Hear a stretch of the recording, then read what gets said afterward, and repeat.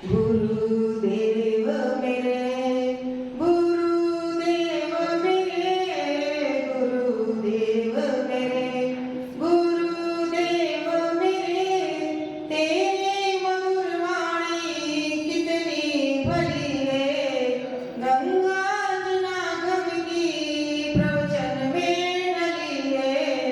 गुरुदेव मेरे, गुरुदेव मेरे, गुरुदेव मेरे, शुद्ध चेतना को गुरुवर जागृत कर देते, वचनों की ऊर्जा देकर उत्साहित कर देते, तेरी करुणा का जल पाकर खिलती मन की कली। गुरुदेव मेरे, गुरुदेव मेरे, गुरुदेव मेरे, चंदा सा चेहरा पाया अमृत सी वाणी, चंदा सा चेहरा पाया अमृत सी वाणी, सहज तेरी हर बात तेरी हो जाती वरदानी, तेरे मन पावन बोली है यहाँ मिस्री की डली। गुरुदेव मेरे, गुरुदेव मेरे, गुरुदेव मेरे, तेरी मधुर वाणी कितनी भली है, गंगा जनागम की प्रवचन में डली है। गुरु तोभ्यं नमः श्री भोगनाथ नाथ, तोभ्यं नमः क्षितितला मलभूषणाय, तोभ्यं नमो जिनभवो दधिशोषणाय, तोभ्यं नमस्ते जगता परमेश्वराय। बोलिए गजानन श्री आदिनाथ भगवान की जय, बोलिए गजानन श्री नेमनाथ भगवान की जय, बोलिए गजानन श्री शासनपति महावीर भगवान की जय, बोलिए 108 श्री आचार्य श्री आदि सागर जी महाराज की जय, 108 श्री आचार्य श्री महावीर जी महाराज विनोद सागर महाराज संतोष सागर जी महाराज की जय।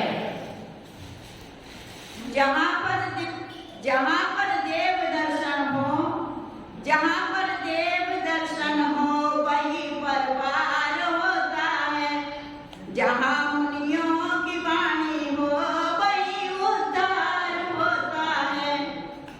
मुझे लगता नवकार मंत्र में अभी ना यहाँ ना कोई, वही सब पाप कट जाते जहाँ नवकार होता है, जहाँ पर वही सब पाप कट जाते वहाँ निर्माण होता है। बोलिए शिक्षा गुरु श्री आचार्य श्री सुंदर सागर जी महाराज की जय, समस्त आचार्य संघ की जय, 3 कम 9 करोड़ मुनिराज की जय, जगवाणी माता की जय।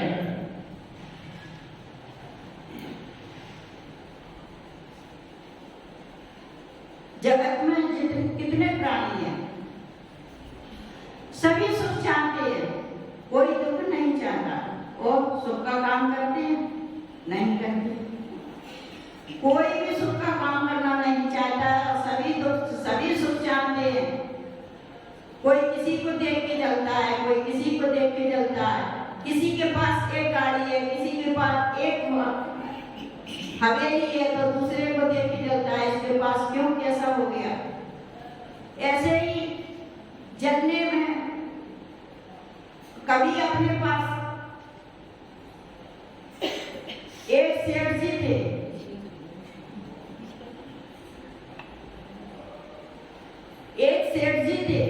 तो सेठ तो थे मगर मालूम पड़ता है कि सेठ के पास हमेशा धन रहेगा, किसी के पास परमानेंट रहता है नहीं रहता। कभी अपना पुण्य का उदय होता है तो सब जगह रहता है, और कभी पाप का उदय होता है तो सब चला जाता है। तो ऐसे ही एक सेठ जी थे, बहुत अमीर थे, बहुत सब कुछ था उनके पास। जब तक उनका पाप पुण्य का उदय हुआ तब तक उनके पास सब कुछ रहा, और जब पाप का पुण्य आ गया, पाप का घड़ा आ गया, तो उनके पास सारा धन विलोमान हो गया। ऐसा हो गया कि खाने कल तक को 2 दाने नहीं रहे, तन पे पहनने को एक वस्त्र नहीं रहा। सेठ जी बड़े परेशान। एक दिन सेठ जी मंदिर गए तो मंदिर में मुनिराज को देखा। मुनिराज को देखा तो उन्होंने कहा, महाराज जी मैं बहुत परेशान हूँ, बहुत दुखी हूँ, बहुत परेशान हूँ महाराज जी। तो महाराज जी ने कहा, देव दर्शन करने जाते हो? कि देव दर्शन तो करने जाता हूँ, तो कुछ चढ़ाते हो? कि मैं असमर्थ हूँ, मैं क्या चढ़ाऊं, मैं बहुत दुखी हूँ, मेरे पास कुछ है ही नहीं, मैं क्या चढ़ाऊं? तो महाराज जी बोले कि तुम कितना खाते हो? कि मिल गया तो खा लेता हूँ। तो क्या खाते हो? कितनी रोटी खाते हो? कि मिल गई तो मैं 10 रोटी खाता हूँ। 10 रोटी खाते हो? अगर तुम 9 रोटी से अपना गुजारा कर सकते हो? कि जी महाराज। तो उसने कहा, ठीक है महाराज जी बोले, तो तुम 1 रोटी रोज डेली दान करना, मंदिर में चढ़ाना। 9 रोटी से अपना गुजारा करना और 1 रोटी मंदिर में रोज नियम से चढ़ाना। तो उसने सेठ जी ने नियम ले लिया कि आज इस समय 1 रोटी जरूर मंदिर में चढ़ाऊंगा। सेठ जी को नियम करते करते बहुत दिन हो गए। 1 रोटी मंदिर जाता, 1 रोटी को चढ़ा देता। अब मंदिर के देवी देवता थे, उन्होंने कहा ये रोज आता है, 1 रोटी चढ़ाता है, आज इसका नियम देखेंगे कि कितना नियम का पक्का है। आज इसका नियम देखा हूँ, आज इसकी परीक्षा लूंगा। तो देव लोग बाहर खड़े हो गए, और वो जैसे ही मंदिर में आने को हुआ तो देव लोग कहते हैं कि मंदिर नहीं जाना, मंदिर में शेर बैठा है, शेर बैठा है, तुमको खा लेगा, मंदिर नहीं जाना। तो वो कहता है, मेरी परीक्षा लेने के लिए शेर लोग बैठे हैं, चलो कोई बात नहीं, मेरा तो नियम है, मैं तो मंदिर जरूर जाऊंगा। तो वो मंदिर जाता है और भगवान का ध्यान करते करते अंदर जाता है, तो वो देखता है शेर बैठा है। उसने कहा कोई बात नहीं। उसने प्रतिदिन की तरह देव दर्शन किए, और देव दर्शन करके 1 रोटी चढ़ा के वो अपने वापस चला आया। देव लोग बाहर खड़े थे, उसने देखा अरे ये तो पक्का है, ये तो कान्हा को रोटी चढ़ा के और चला आया, चलो ठीक है कोई बात नहीं। अब उसने कहा बोलो क्या मांगते हो? अब इतने में महाराज जी निकले आहार के लिए। तो उसने देखा अरे महाराज जी जा रहे आहार के लिए, तो उसने जल्दी से दूसरे के घर पहुंचा और जल्दी से पड़लाने की, और महाराज जी को अच्छे से अपने आचार्य को आहार दिया। आहार दे के वो कमंडल लेके मंदिर में आया और महाराज जी को बिठाया। तो देव ने देखा अरे इसने तो बहुत अच्छा काम किया, ये तो आहार भी दे आया, अच्छे से आचार्य को आहार भी कराया। तो उसने कहा बोलो तुम क्या मांगना चाहते हो? देव सेठ ने कहा कि दोगे? कि हाँ दूंगा, कि मेरी रक्षा करना, जब हम बुलाए बस मेरी रक्षा करते रहना। कि हाँ ठीक है बोलो मांगी तो लो। कि मैं कुछ नहीं मांगना चाहता, मैं ये मांगना चाहता हूँ कि इतना मेरे पास धन हो जाए कि मैं ये बहुत बड़ा मंदिर बनवाऊं। तो उसने कहा मंदिर तो बनवाओगे? कि हाँ मेरे पास इतना धन हो जाए बस कि मैं मंदिर बनवाऊं। तो ठीक है, उसने देव ने आशीर्वाद दे दिया कि जाओ मंदिर तुम्हारा बन जाएगा, और बस मैं जब जब याद करूं तब तक मुझे सहायता करते रहना। कि ठीक है। अब उसी नगर में एक राजा था, उसकी लड़की हो गई थी, शादी के लायक हो गई थी। तो राजा को बड़ी चिंता थी शादी की कि कैसे इसकी शादी करूं। तो राजा ने अपने मंत्रियों से कहा कि देखो लड़की बड़ी हो गई है, शादी करना है, कैसे करें, क्या करें बताओ। तो मंत्रियों ने कहा कि स्वयंवर रचाओ, सब राजाओं को बुलाओ और सब राजाओं को बुला के तुम्हारी लड़की जिसके गले में वरमाला डाल दे उसी के साथ शादी कर दी जाएगी। तो सेठ जी बोले ठीक है। तो उन्होंने नगर में ढिंढोरा पिटवा दिया कि सारे स्वयंवर हमारे यहाँ आओ और लड़की की हम शादी करेंगे। तो सारे स्वयंवर आए, लड़की से बोला बोलो तुमको जो पसंद हो उसके गले में वरमाला डालना। धीरे धीरे वो राजा गरीब था, सेठ जी वो भी आके अपने पीछे खड़ा हो गया चुपचाप। लड़की ने देखा सारे स्वयंवर बड़ी जोर से अपने अच्छे अच्छे सेठ खड़े हुए हैं, पीछे एक गरीब बेचारा खड़ा हुआ है। लड़की सबको छोड़ के गई और उसी के गले में वरमाला डाल दी। सारे सेठ झगड़ा करने लगे और उस गरीब सेठ को मारने के लिए दौड़े। जब गरीब सेठ को मारने के लिए दौड़े तब उसका कोई तो सहायक था ही नहीं। तो उसने उसी देव को याद किया और कहा मेरी इज्जत का सवाल है, मेरी इज्जत का सवाल है, मेरे पे रक्षा करना। तो वे देव लोग ऐसे रोशनी बन के आए कि वो सारे सेठ जी देख के चकाचौंध रह गए और सारे सेठ देख के एकदम डर गए कि इतनी जोर की रोशनी बन के इसकी रक्षा करने के लिए आए।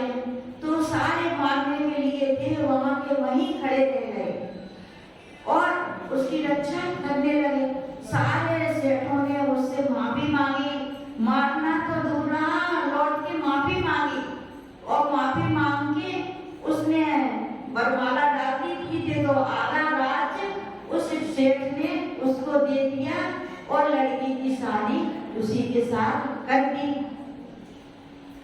सेठ जी की शादी हो गई, घर जाने लगा तो देव लोग बोले कि इसके पास मकान नहीं है, ये कहाँ पे बैठा लेगा। तो उन देव लोगों ने ऐसा उपाय किया कि उसका महल बनवा दिया, जाके शादी में अपने लेके चले गए। तो उसको फिर मंदिर गया तो उसे फिर महाराज जी मिले। तो उसने सेठ जी ने महाराज जी से पूछा, महाराज जी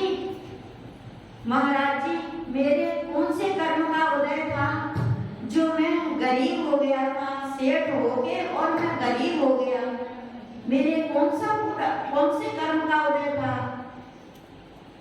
तो महाराज जी बोले कि तूने पूरा भव में एक सेठ के यहाँ चोरी की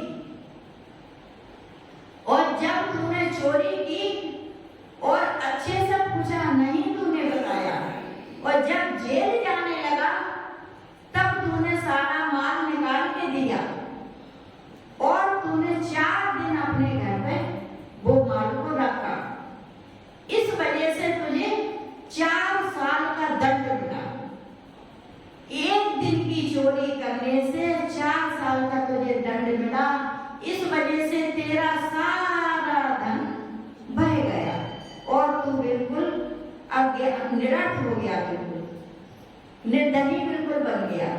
इसका ये कर्म उदय था तुम्हारा। तो उसने कहा अरे ये धन ऐसा निर्दयी है जो तन्मय हो गया। इसी तरह ये मेरी सांस भी है कि किसी दिन निकल जाएगी। तो जिंदगी का क्या भरोसा, कोई भरोसा नहीं। जब मेरा धन था तो 4 दिन में ही चला गया, इसी तरह मेरी जिंदगी भी चली जाएगी। तो उसने सेठ जी ने मंदिर में जाके महाराज जी से दीक्षा ले ली और दीक्षा लेके बड़े बड़े तप कल्याण करके उसे मोक्ष की प्राप्ति हुई।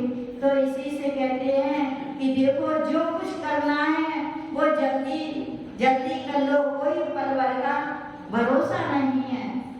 फल से पल में क्या हो जाए पता नहीं तकदीर का, पता नहीं तकदीर का, कुछ पता नहीं तकदीर का। पल से पल में क्या हो जाए इस गाढ़े भरे शरीर का, पता नहीं तकदीर का, कुछ पता नहीं तकदीर का। नेमनाथ गए प्यार रचाने कितने बराती थे उनके आगे, नेमनाथ गए प्यार रचाने कितने बराती थे उनके आगे। गिरनारी पे फंदा तोड़ा कर्मों की जंजीर का, पता नहीं तकदीर का, कुछ पता नहीं तकदीर का। देखो नेमनाथ जी थे, कितने बाराती लेके गए और नेक पशुओं की किलकारी में उन्हें पूछा ये पशु किसके लिए बंधे हैं कि आपके भोजन के लिए, तो उनके भाव कैसे हो गए। पल से ही पल में देखो एक नाथ जी पे चढ़ के उन्हें फंदा तोड़ दिया और सारे कर्मों का बंध तोड़ दिया। ऐसे आप सब लोग भी कितना आचार से पढ़ाते हैं, कितनी माता जी घोर घोर के आपको 24 खाना पिला रहे हैं, मगर आपको किसी दिन ऐसा हो जाता है कि आज मुझको महाराज जी आज ऐसा हो गया, आज ऐसे भाव बदल गए। उसी तरह भाव बदलते देर नहीं लगती। बोले